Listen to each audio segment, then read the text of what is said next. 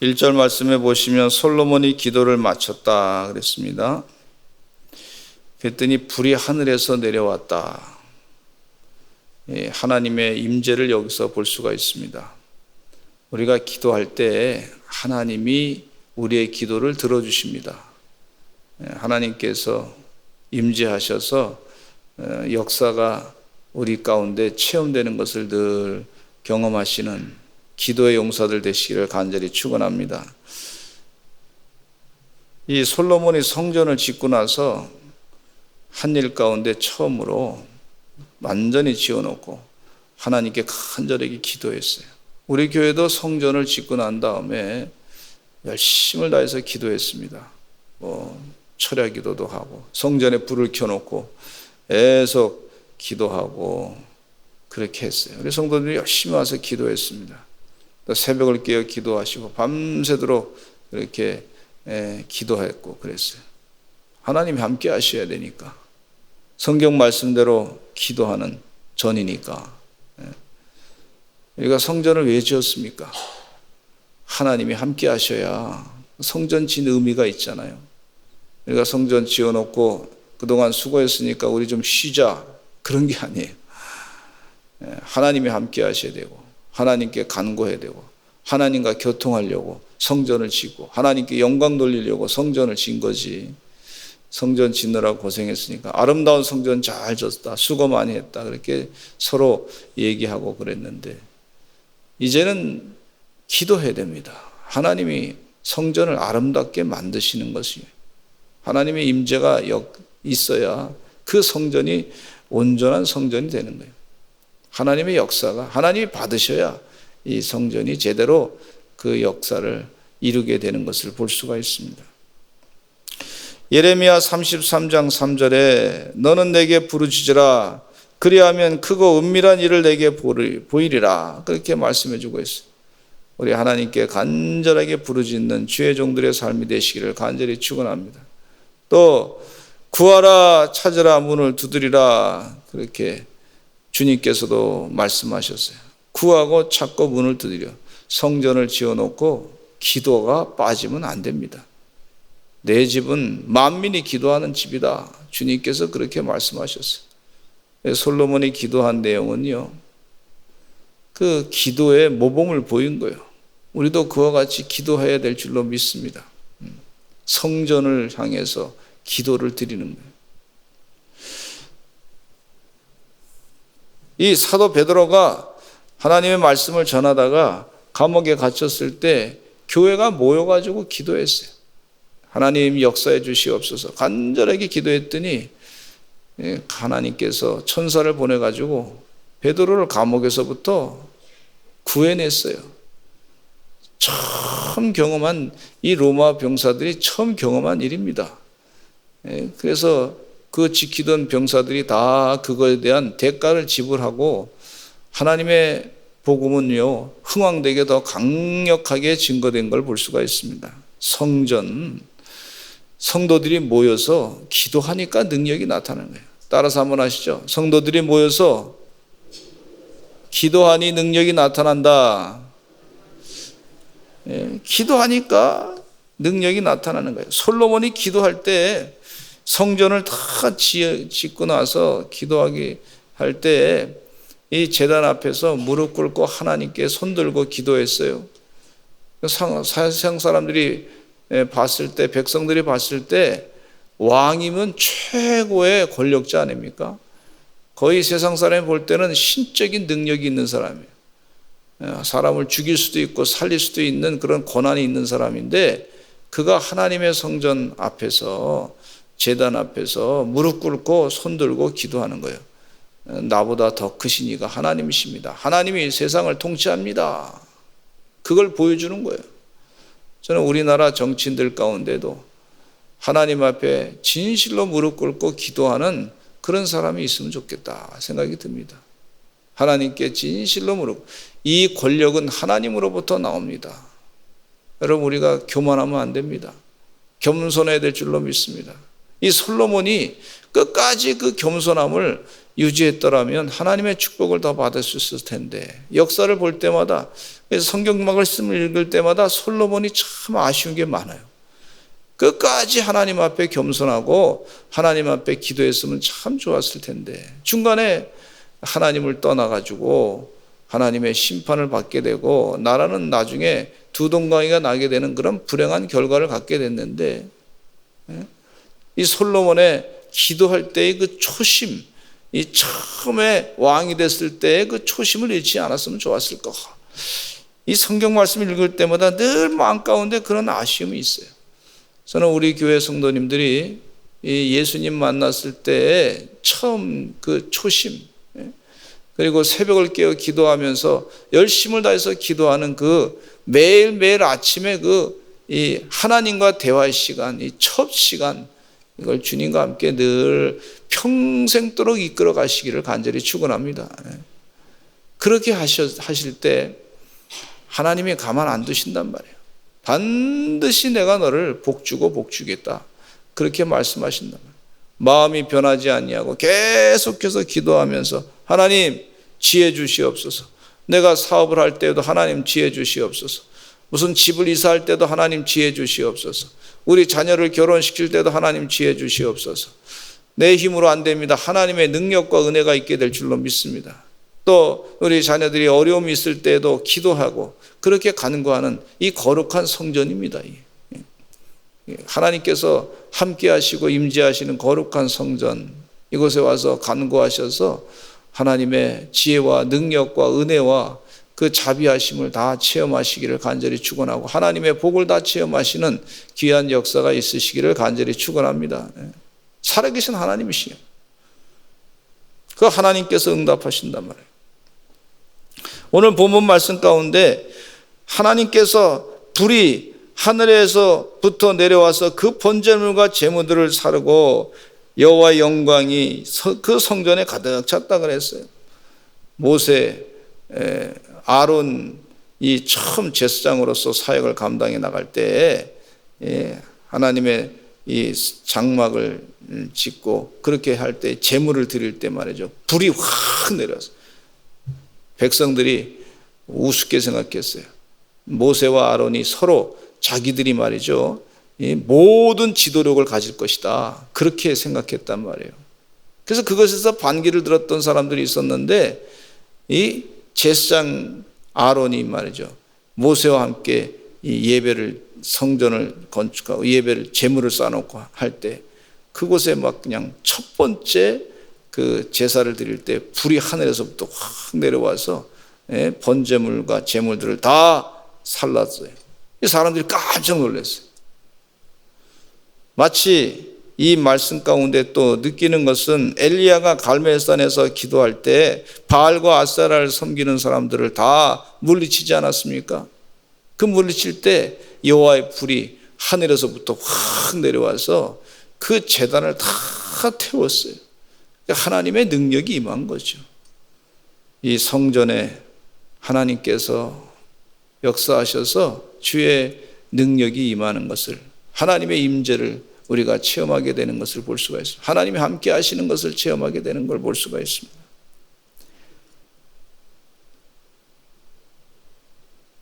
2절의 말씀에 보니까 여호와의 영광이 여호와의 전에 가득 찼다 그랬어요. 한번 따라서 하시죠. 여호와의 영광이 여호와의 전에 가득 찼습니다. 여호와의 영광이 여호와의 전에 가득 찼다 그랬어요. 우리 돌아가신 홍 권사님 매일 기도하시는데 한 번은 와서 저한테 얘기하더라고요. 목사님, 아니 성전에서 구름이 가득 찼습니다. 우리 교회 성전이. 교회 와서 기도하는데 왜 그걸 보여주시는지 모르겠습니다. 가득 차고 이곳에 말이죠, 사람들이 많이 몰리는 것을 봤습니다. 환상 가운데 그런 얘기를 하시더라고요. 영안이 띄어져서 보시는 거예요. 그래서 여기 마찬가지로 여호와의 영광이 여호와의 전에 가득 찼다. 제사장들이 여호와의 전으로 능히 들어가지 못했다. 하나님의 전이, 여호와의 영광이 가득, 하나님이 임재하니까 흠이 있다고 생각하는 사람, 하나님 앞에 흠 있는 사람이 바로 섰을 때 하나님의 심판을 받으니까 두려워서 그곳에 제대로 들어가지 못했다 그랬어요. 성전을 귀한 곳으로 여겨야 될 줄로 믿습니다.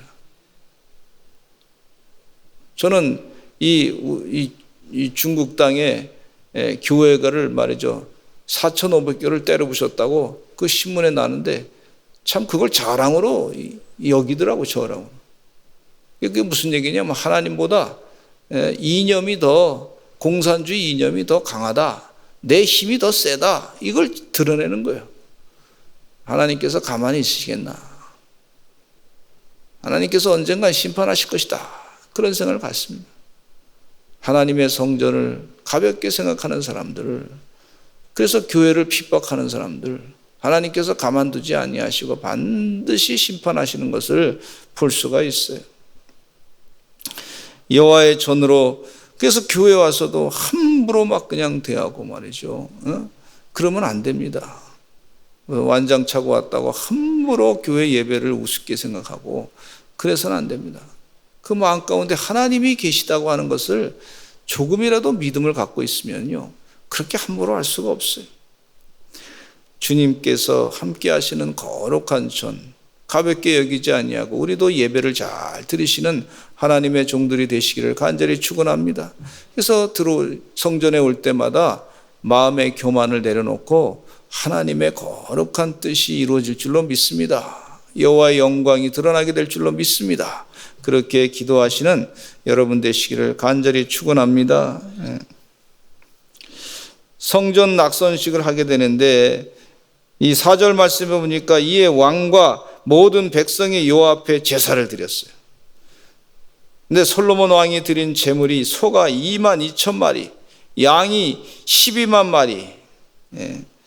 그래서 왕과 모든 백성이 하나님의 전에 낙성식을 행할 때 제사장들이 직분대로 다 모셔 서고, 다 이렇게 서고, 레위 사람도 여호와의 악기를 가지고 섰고, 또 전에 이 악기는 다윗 왕이 레위 사람들에게 여호와께 감사하게 하라고 만들었던 그 하나님의 영원하심을 찬송하게 만들었던 그 이 귀한 악기란 말이죠.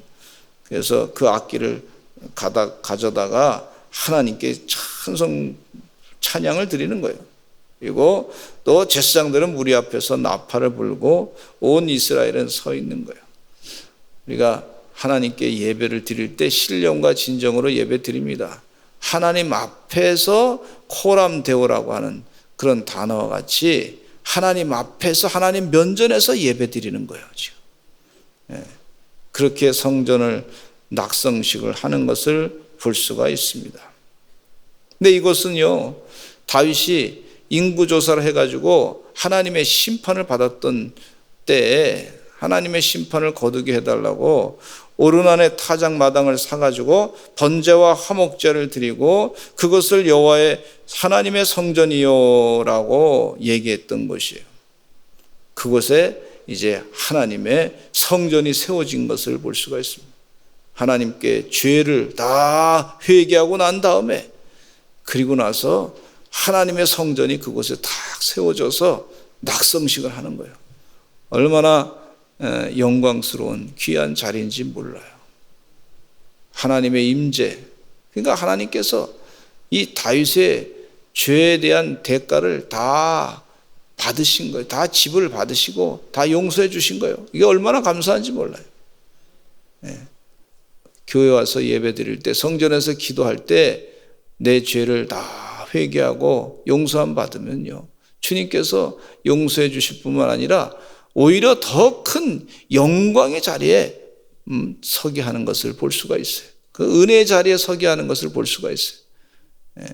성령 충만해서 내 죄가 무엇인지 깨닫게 해주시고 회개했더니 하나님께서 더 큰 은혜의 사람으로, 영적으로 변화된 존재로 그렇게 바꿔주시는 것을 볼 수가 있습니다.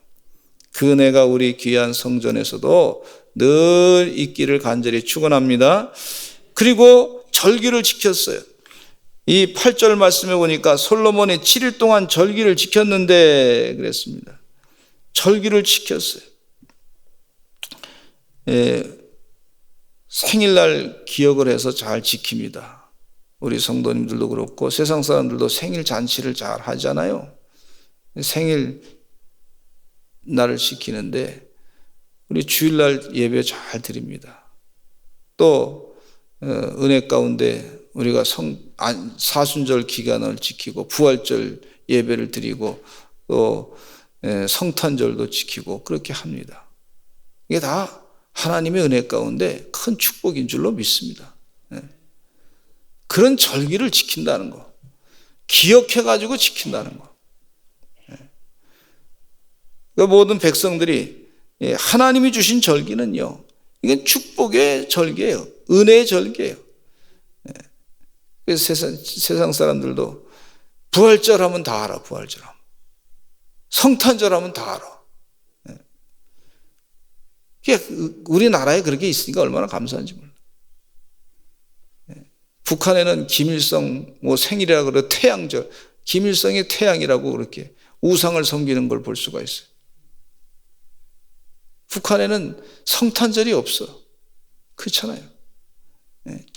진실된 하나님, 참된 하나님, 메시아, 그를 기리는 그 절기가 없어. 그 불행한 거예요. 예수님 부활하셨습니다. 부활절이 없어. 안 지켜. 그 부활의 신앙이 없는 거예요. 그러니까 이 다 죽은 사람을 신이라고 해가지고 그 가짜를 자꾸 가서 태양절이라고 가서 고개 숙이고 조아리고, 그러니 하나님이 축복을 하시겠습니까? 여러분, 우리 대한민국에 이렇게 믿음의 자유가 있는 게 축복인 줄로 믿습니다. 이스라엘 백성들이 이렇게 하나님께 성전을 봉헌하고 난 다음에 초막절을 지키게 되는데, 초막절은 6월절, 이제 초막절이라고 하는 것은 광야에 가서 고생하면서 지내는 거죠. 쓴 나무를 먹고 또 누룩이 없는 빵을 먹어가면서 옛날에 출애굽할 때, 그때 애굽에서 탈출할 때 하나님의 역사를 다 기억하면서, 고생했던 때를 기억하면서 지금 우리 교만하지 말고 잘 하나님의 뜻 가운데 살자, 그런 절기입니다, 이게. 그러니까 이 절기를 지킨다는 게 교만하지 아니하고 백성들을 하나님 은혜 가운데 깨우쳐 주시는 그런 귀한 절기란 말이죠. 하나님이 함께 하셨기 때문에 우리가 살지, 그런 축복의 절기예요. 주의 은혜 가운데 늘 이렇게 하나님께 절기를 잘 지켜가면서 살아가시는 그런 하나님의 종들이 되시기를 간절히 축원합니다. 우리 다 같이 주여 삼창하시고 통성으로 기도하겠습니다. 하나님 감사합니다. 우리에게 하나님을 깨닫게 해주시고 하나님의 거룩한 뜻대로 살게 하시고 또 때마다 예배하게 하시고 성전을 주셔서 감사합니다.